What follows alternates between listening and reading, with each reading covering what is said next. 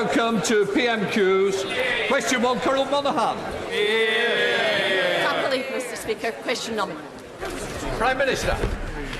Mr Speaker, this morning I had meetings with ministerial colleagues and others, and in addition to my duties in this House, I will have further such meetings later today. Colonel Monaghan. Thank you, Mr Speaker. Monday was Holocaust Memorial Day, when we remember those who suffered under Nazi persecution. During this dark time, Britain stood out as a beacon of hope, and 10,000 Jewish children came here with the Kinder transport. When his government rejected Lord Dubb's amendment on unaccompanied child refugees, Britain's beacon dimmed. Will the Prime Minister now devolve powers over immigration to Holyrood to allow Scotland to be that beacon of hope? Mr Speaker, I think she does a disservice to this country's reputation and to its record, because we have not only taken 41,000 children, unaccompanied children, since 2010, but I think this whole country can be very proud of everything that we continue to do to commemorate the Holocaust and what took place then. Bill Wiggin. I know that my right honourable friend would never put our country at risk. I also know that he was born in America. So what plans does he have to convince the US Secretary of State that the Huawei deal is safe not only for our constituents but also for our allies? I thank my right honourable friend, and he raises a most important point, which I know is of great concern to members across the House. And I want to assure the House, and indeed the country, that I think it is absolutely vital that people in this country do have access to the best technology available, but that we also do absolutely nothing to imperil our relationship with the United States, to do anything to compromise our critical national security infrastructure, or to do anything to imperil our extremely valuable cooperation with Five Eyes security partners. Leader of the Opposition, Jeremy Corbyn. Thank you, Mr Speaker. I'm sure the whole House will want to send our thoughts to the family and friends of the Royal Marine soldier who sadly died in a training incident earlier this week. And if you'll forgive me, Mr Speaker, could we take just a minute to pay tribute to Nicholas Parsons, who passed away this week, and thank him for his work in broadcasting. This Friday, the UK will be leaving the European Union. The actions we take over the months and years ahead will shape our future role within the international community for generations to come. Britain's role in the world will face one of its most important tests later this year, when COP26 meets in Glasgow to discuss the need for drastic action to tackle the climate emergency. Given the scale of the crisis, does the Prime Minister think that we as a country should be financing billions of pounds on oil and gas projects all around the world? Well, Mr Speaker, let me first of all say in deference to and in memory of Nicholas Parsons, I think we should all avoid hesitation, deviation or repetition in this House. And I can answer very clearly by saying I do think it important that the UK continues to campaign against hydrocarbon emissions of all kinds, as we do. And he will have noticed that we have just decided to ban support for all extraction of coal around the world. And that is a massive step forward by this country. Jeremy Corbyn. Speaker, the report from the BBC and Unearthed investigation has revealed that a government agency has helped to finance oil and gas projects which will emit 69 million tonnes of carbon a year, nearly a sixth of the total emissions from this country alone. The effects of climate change have been felt in this country with flooding in Yorkshire and the Midlands, and of course with the wildfires in Australia. Despite pledging to reach net zero emissions by 2050, on current track the government will only meet the target by 2099. Can we afford to wait another 79 years before we reach net zero in this country? Mr Speaker, this government has doubled spending on tackling climate change internationally to £11.6 billion, and I'm not surprised actually, because he's so pessimistic, he's so gloomy. Don't forget, Mr Speaker, that this country has reduced CO2 emissions already by 42% on 1990 levels, whilst the economy under this Conservative government has grown by 73%. That's our record. We can do both. Prime Minister Jeremy Corbyn has voted against every proposal to take action on climate change until he became Prime Minister. I hope for the sake of our future he changes his mind before COP26 meets in Glasgow. And speaking of failing to take a global lead on climate change, the US Secretary of State is visiting later today. President Trump's latest Middle East peace plan is not a peace plan.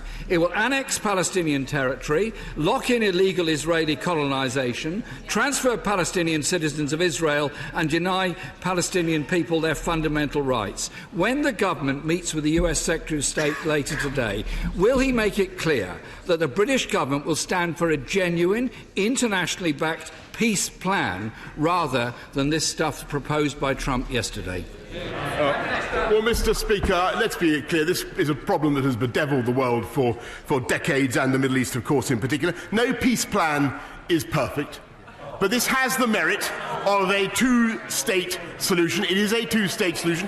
It would ensure that Jerusalem is both the capital of Israel and of the Palestinian people.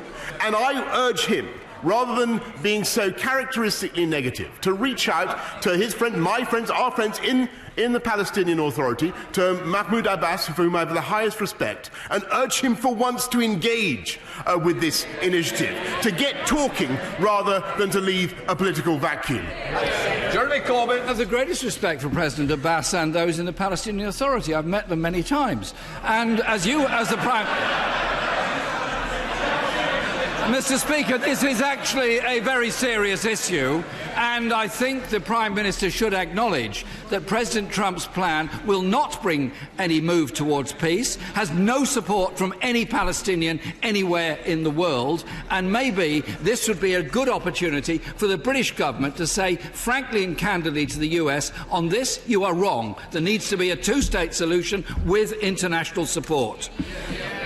The kind of test for this country for the future has to be how we work to end conflict abroad. The Saudi Arabian-led intervention in Yemen has led to the needless deaths of innocent men, women and children. Yet this government has broken the ban on Saudi arms sales 3 times, while Donald Trump has vetoed a ban on arms exports 3 times. Will the Prime Minister confirm that he will respect his own ban and will, when he meets the US later today, ask them to stop selling arms to Saudi Arabia while they continue the bombardment of the people of Yemen? Well, as he knows, the Saudi-led operation in Yemen is supported by the UN, a UN mandate to restore the government of Yemen, and it is absolutely vital. He's completely correct that the crisis in Yemen continues, and it's a tragedy for the people of Yemen. But I think what he should rather be doing is supporting the activity of the British UN negotiator, Martin Griffiths, who is doing a fantastic job in trying to bring the sides together and to get a peaceful solution led by Yemenis. Jeremy Corbyn. Of course they're trying to bring about a peace process, but it's not helped when one country supplies arms to Saudi Arabia, which has led to the deaths of 100,000 people in Yemen last year alone. According to Human Rights Watch, Saudi authorities have stepped up their arbitrary arrests, trials and convictions and killing of peaceful dissidents and activists, including a large-scale crackdown against the women's rights movement. When the Prime Minister heads to Riyadh later this year for the G20, would he make it clear that any future trade arrangement with Saudi Arabia will be dependent on an improvement of their human rights laws and their human rights record, particularly in respect of women in that country? Well, Mr. Speaker, it won't have escaped the House's attention. The right honourable gentleman is a supporter and defender of the Iranian regime in Tehran, who have grossly exacerbated the tensions in Yemen by sending missiles to attack the civilian population of Saudi Arabia. And of course we raise human rights in Saudi Arabia. My right honourable friend, Foreign Secretary, raised the rights of women in Saudi Arabia only the other day. We will continue to do that, and we will do that ever more vigorously, ever more energetically, as we pursue our policy of a global Britain doing free trade deals around the world, which will give us the leverage to make exactly these points. Jeremy Corbyn. Mr. Speaker, I condemn human rights abuses in every country in the world, including Iran, Russia and anywhere else where they are committed. My question was, what is being done to ensure our future trade deals are dependent on good human rights in the countries that we deal with? 9 women are in Saudi prisons at the present time, merely for standing up for equal rights for women. 4 of them have received electric shock treatment during interrogation. Is that the kind of human rights we tolerate? I sincerely hope not. Britain, Mr. Speaker, is at a crossroads. We're leaving the EU and Britain's place in the world is going to change. The question is what direction it takes. The signs are that this government is prepared to sacrifice our country's interests and values for short-term political advantage and a sell-out trade deal with Donald Trump. As Foreign Secretary, he embarrassed this country, and as Prime Minister, he shows every sign of being prepared to sell it off. When will the Prime Minister accept the only chance of a truly internationalist Britain is to work with our global partners to tackle the climate catastrophe, expand trade, fight human rights abuses and promote peace?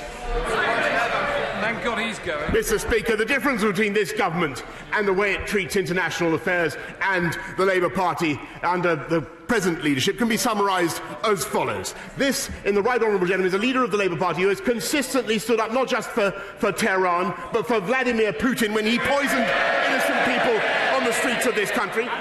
He has said he would scrap the armed services of the United Kingdom, he'd end our nuclear deterrent, and he'd abolish NATO, which has been the bulk of our security for the last 70 years. Mr. Speaker, this is a government that is leading the world in tackling abuses, in sticking up for human rights, in championing the struggle against climate change, and in leading the fight that every single girl in the world should have access to 12 years of quality education.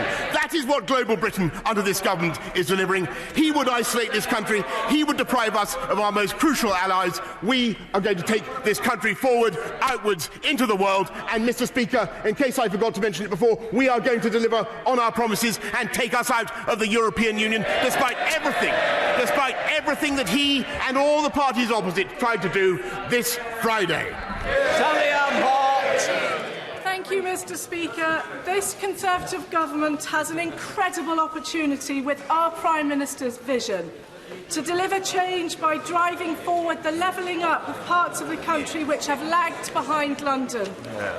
Will the Prime Minister confirm that beautiful Hastings and Rye will not be overlooked in the process of levelling up, and that the necessary investment will be made in our transport infrastructure, education and health to unleash our bags of talent and potential? Yes, Mr. Speaker, I can confirm that the infrastructure revolution will, of course, penetrate all the way to Hastings and Rye and across the whole country, and in it there will be in addition £100 million for the redevelopment of the Conquest Hospital and Eastbourne District Hospital, which I know will be a benefit to her constituents. Blackford. Thank you, Mr. Speaker. Scotland, of course, has been dragged out of the European Union against our will. We hope our European friends will leave a light on for Scotland. Mr. Speaker, during the EU referendum, the Chancellor for the Duchy of Lancaster said that when it comes to immigration, it would be for the people of Scotland to decide. Right. Mr. Speaker, on Monday, the Scottish Government published its plans for a Scottish visa, doing just what the Right Honourable Member promised Scotland should be able to do. Before the ink was even dry, these proposals were rejected without consideration. Since the Prime Minister would never reject a proposal before reading it, can he tell the House on what points he disagrees with Model 3? And if it helps, Mr. Speaker, it was outlined on page 20 of the proposal. Well, Mr. Speaker, I'm every sympathy with the industries and businesses of Scotland that need to allow workers to come freely to it for the seasonal agricultural worker scheme we have doubled. and that's very, very important. And I thank the lobbying and the representations I've had from Conservative colleagues in Scotland on that point. But I think the idea of having a Scottish-only visa, Mr. Speaker, with a border at Berwick and a wall inspection posts, I think this is absolutely fanciful and deranged. And whatever there may be on page 20 of his document, I doubt if he explains who's going to pay for it, Mr. Speaker. Mr. Speaker, nobody's suggesting such a thing, and that just confirms the Prime Minister doesn't have a clue. Unlike the Prime Minister, experts backed the Scottish Government's proposals. The Scottish Trade Union Congress support them. The Federation of Small Business support them. The Scottish Council for Development and Industry support them. Even the MAC report, commissioned by his own government, has highlighted additional migration routes as a means of increasing population growth. The Scottish Government's proposals will boost Scotland's population, grow our economy and protect public services. The UK Government's policies threaten to plunge our working-age population into decline. Mr. Speaker, we were told we would have the most powerful devolved parliament in the world. We were told we would be an equal partner in the family of nations. Will the Prime Minister now read the Scottish Government's proposal, listen to the evidence and deliver a tailored migration policy for Scotland? Mr. Speaker, we will have exactly such a thing. We will have a points-based system that will deliver the immigration that this whole country needs. May I say to him, Mr. Speaker, the way to boost the population of Scotland is not to have a Scottish government that taxes the population of Scotland to oblivion, that fails to deliver results in their schools. Mr. Speaker, it may interest you to know that the SNP have not had a debate in their parliament on education for 2 years. What are they debating today? Whether or not to fly the EU flag. They should get on with the day job, Mr. Speaker.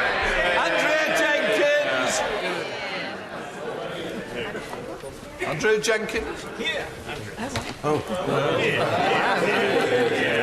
Thank you, Mr. Speaker. Prime Minister, up in Yorkshire, in your Conservative Brexit heartlands, we are celebrating us leaving the EU on Friday with a big Brexit bash. I wish to congratulate the Prime Minister on achieving us leaving the EU when so many deemed it impossible.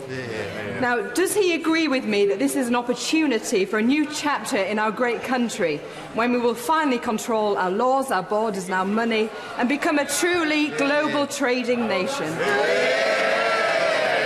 Mr. Speaker, I do join her in her celebrations. I'm sorry I can't be there personally, but I wish everybody in Morley and out with a very enjoyable big Brexit bash.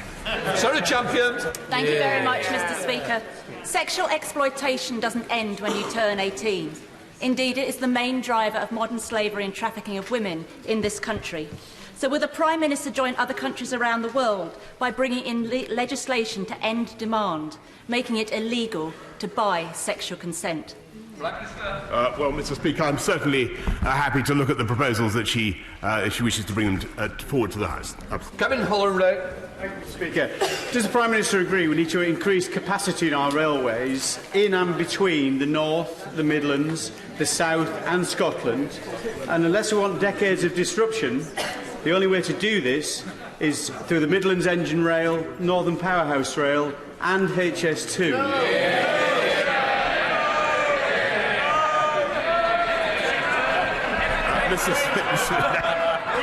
Mr. Speaker, I can tell my honourable friend that we are not only building the Northern Powerhouse Rail and investing in the Midlands Rail Hub, but as he knows, we are looking into whether and how to proceed with HS2, and the House can expect an announcement very shortly. Angela Crawley. Thank you, Mr. Speaker. Now, this Prime Minister has shown no respect for Scotland. In fact, so will he listen to the Scottish food and drink sector, who currently employ 40,000 EU nationals? Now we have 46,000 roles needing filled by 2030. Mr. Speaker, the figures are clear. Immigration is an urgent priority for Scotland.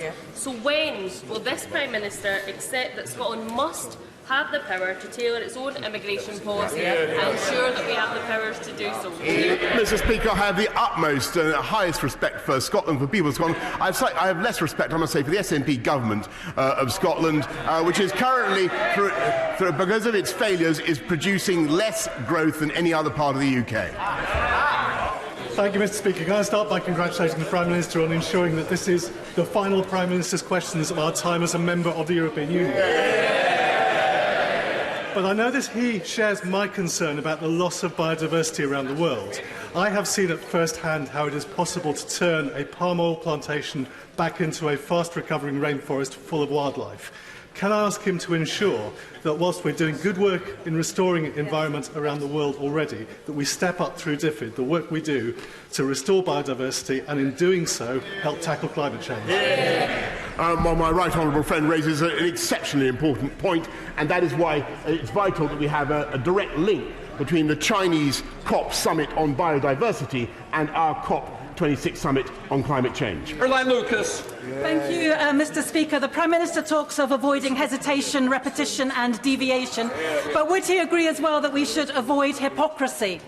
Because we won't be taken seriously.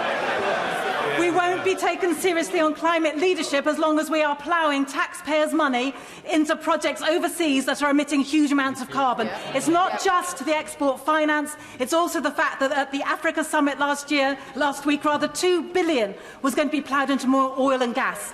So would he join me and the Environmental Audit Committee in agreeing that from the end of 2021 there should be no UK money going into fossil fuels overseas? Yes or no? Mr. Speaker, what I can tell her is that we've doubled spending on tackling climate change, 11.6 billion, and no, not another penny will be going into digging out coal, and we will do everything we can to help the rest of the world to achieve the incredible record of the UK government in reducing CO2 emissions. That is our ambition. Ron Bailey. Thank you, Mr. Speaker. This Sunday is World Wetlands Day, and I have the superb Slimbridge WWT headquarters in my constituency. Will the Prime Minister tell us what the Environment Bill will do for wetlands and wildlife, and will he come and visit our famous flamboyance of flamingos? Mr. Speaker, I look forward to seeing her famous flamboyant flamingos at the earliest opportunity, but I can tell her that our environment plan does place biodiversity frameworks on a statutory footing. Whether or not that includes flamingos, Mr. Speaker, I don't know, but we are putting... P&O ferries in Hull are finding Filipino seafarers to work for far below the national minimum wage. They are expected to work 12-hour shifts, 7 days a week for 6 months at a time. And the Prime Minister will remember that the Herald of Free Enterprise disaster, which claimed the lives of 193 passengers and crew, was caused by seafarer fatigue. Will he agree to meet a cross-party group of MPs to discuss this issue and try to put this issue to bed once and for all, and indeed to protect British seafarer jobs? Can I just say to the honourable gentleman, he's absolutely right to raise this, and I think it is a serious issue. I've been told that the replacement crew's working pattern meets the requirements of international maritime conventions, but plainly there are concerns that we have for all the reasons that he mentions. Perhaps the shortest answer I can give is that I know that my right honourable friend, the Transport Secretary, will be only too happy to meet him and others concerned. Andy Carter. This week in my constituency of Warrington South, the much-anticipated Chapelford Medical Centre opened, improving GP access for residents. Will the Prime Minister confirm that this government's intention is to recruit, train and deploy more doctors so we can increase the number of appointments for people in Warrington and across the UK? Yes, Mr. Speaker, I can confirm that we will not only deliver more doctors, 6,000 more GPs, though, as I think you may recall, we are also pledged to deliver 40 new hospitals and 50,000 more nurses. This is the party of delivery and decision and democracy, and we get on with the job. Campbell. Thank you, Mr. Speaker. The Prime Minister will be aware that we've been pressing for some time for a pension for innocent victims of violence in Northern Ireland. Can he update the House on the progress made thus far and give an absolute assurance that those in receipt of such a pension our innocent victims, and it will not include those perpetrators who were injured by their own actions. Prime Minister. Mr. Speaker, obviously we have every sympathy for innocent victims of violence in Northern Ireland, and we've been consistently clear that the principle that those who have sustained injuries must have happened through no fault of their own. That principle will be sustained throughout the negotiations. Much, Mr. Speaker. The Prime Minister will know that the Future Fit programme is a £312 million investment in upgrading and modernising hospital services in Shropshire. Telford Council, a medically illiterate organisation, has managed to prevent these changes over the last 6 years, undermining the 300 local doctors and surgeons who believe it's essential for patient safety. Will the Prime Minister intervene to use his good offices to help us break this deadlock? Otherwise, patient safety will be put at risk at the Royal Shrewsbury Hospital. I thank my honourable friend for raising that issue, and I can tell him that we are indeed getting on with that job, and my right honourable friend, the Secretary of State for Health, says that he will personally intervene to ensure that that is done. Ronnie Cowan. Thank you, Mr. Speaker. Where the MAC report proposes a reduction in salary thresholds from £30,000 to £25,600, it does not go far enough. Given that around half of the Scottish employees earn less than the proposed threshold, that rises to almost 90% in the vital care sector. Does the Prime Minister agree that protecting Scotland's care sector with a tailored migration system is more important than his ideological obsession of cutting immigration? Mr. Speaker, I think the House should be clear that we do not wish in any way to deprive any part of the UK of the labour that it needs. But we will, and we have special provisions to ensure that Scotland is properly catered for. And as I say, we've doubled the seasonal agricultural workers scheme. But we will respond in due course to the stipulations of the Migration Advisory Committee. Thank you very much, Mr. Speaker. I know my right honourable friend is very fond of the north east of Scotland, having visited twice in the last year. So will he commit here today to delivering the long-awaited oil and gas sector deal, so we can work with that industry as it transitions to net zero and make Aberdeen and Aberdeenshire not just the oil and gas capital of Europe, but the energy capital of the world?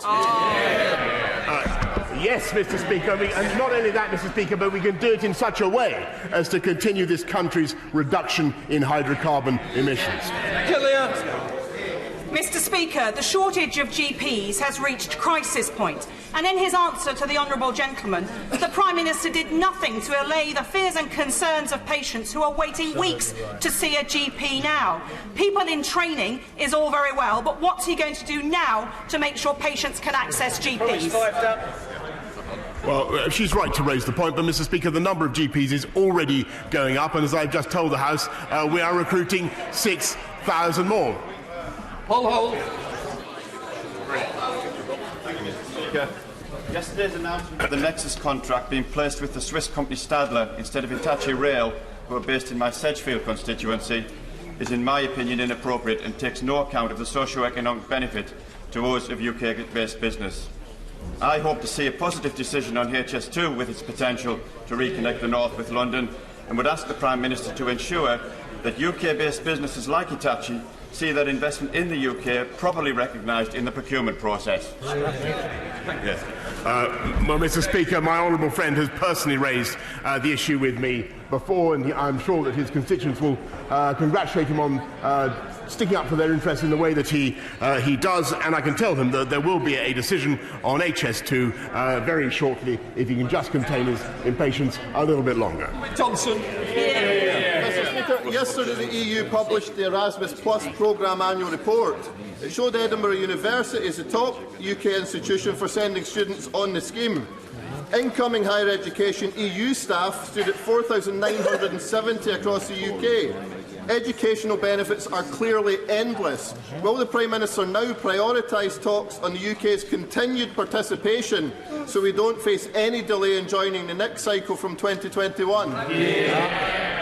Mr. Speaker, nothing in withdrawal from the EU stops UK students from being able to pursue their hopes, their dreams around the whole of the European Union, and we will ensure that that is the case. Alicia Chibbucken. Mr. Speaker, This week sees the start of the second phase of the Grenfell inquiry. Will my right honourable friend agree with me that our thoughts are with those affected, and what we seek from the inquiry is the truth, the whole truth, and nothing but the truth as to what happened? Yes, Mr. Speaker, I think most people would agree that Sir Martin Morbick was pretty unflinching in the first section of his report, and I've no doubt that he'll be equally unsparing in the next. Mike Ainsbridge. Thank you, Mr. Speaker. Prime Minister, is the BBC a mortal enemy of the Conservative Party or a cherished British institution that will be funded by the licence fee? Well, Mr. Speaker, I can certainly say that it's a cherished British institution and not a mortal enemy of the Conservative Party. Elliot Coburn. Thank you, Mr. Speaker.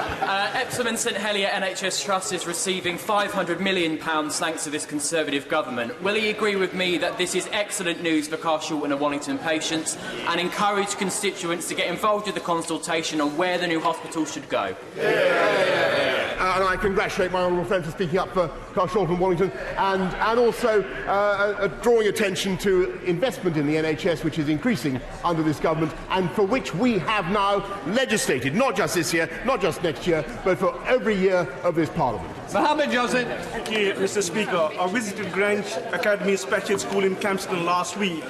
The recent SIF bid to make desperately needed school improvements was turned down by the government. Will the Prime Minister urgently review the funding formula for both capital and revenue so send schools aren't disadvantaged simply because they have fewer pupils?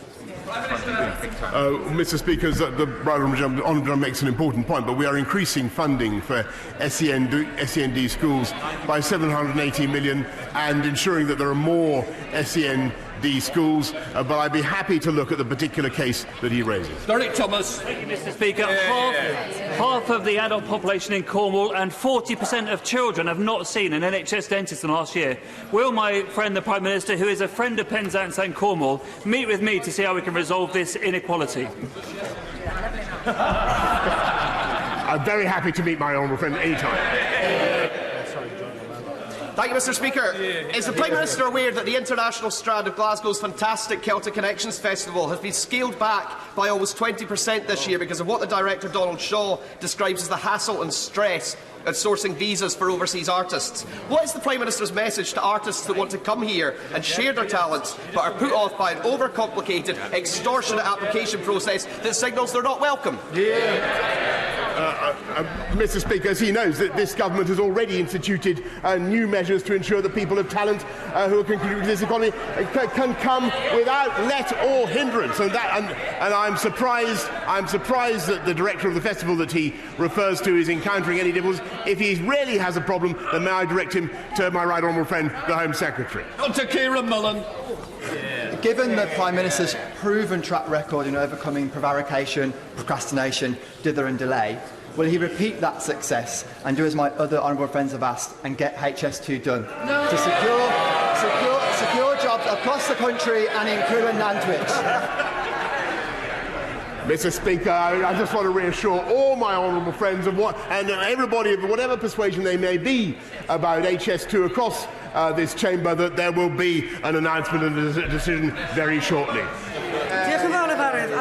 I hope the Prime Minister has the humility to recognise that not everybody will be celebrating on Friday night. We've been promised that leaving the EU will bring power closer to the people, give us a greater say in our communities. Instead, there are many people who feel that they have so far been ignored and disempowered. Will he demonstrate his willingness to listen to all voices by meeting Plaid Cymru leader Adam Price and myself to discuss how Wales will win the tools to forge a better future? Well, Mr. Speaker, I certainly share her general sentiment that it's time for the whole country to come together. I think that Wales voted to leave the EU from memory, and I think it's time that we regarded this as a beginning. This is curtain up on a fantastic future for our country, and that is the frame of mind, may I respectfully suggest to the Right Honourable Lady and others, in which they should approach it. Order. I have a short statement to make. As Speaker of the House, This is a short statement by me. As Speaker of the House, I am committed to transparency, but I am mindful that the frank advice must be protected confidentially. To balance these principles, I have written to the Clerk of the House to establish a new procedure modelled on power of accounting officers to seek ministerial direction. The procedure will apply if I take a decision as Speaker which the Clerk of the House considers compromises a substantial breach of the standing orders or a departure from long-established conventions without appropriate authorisation by the House itself. In such a case, the Clerk of the House will be empowered to place a statement of his views in the library, and I will always make the House aware that this has been done. I am placing a copy of my letter in the Clerk of the House in the library, the letter from the Clerk of the House into the library.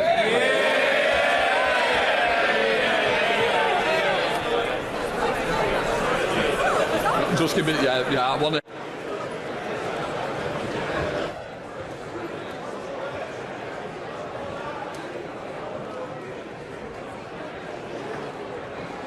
I want to now take some points of order. Catherine McKinnell. Thank you, Mr. Speaker. We mark Holocaust Memorial Day this week, a powerful reminder of where hatred and division can lead. Yet, despite all the warnings, anti-Semitism is on the rise. As co-chairs of the All-Party Group on Anti-Semitism, we've worked hard to ensure that all MPs in this House sign up to the IRA definition of anti-Semitism, and 640 members have.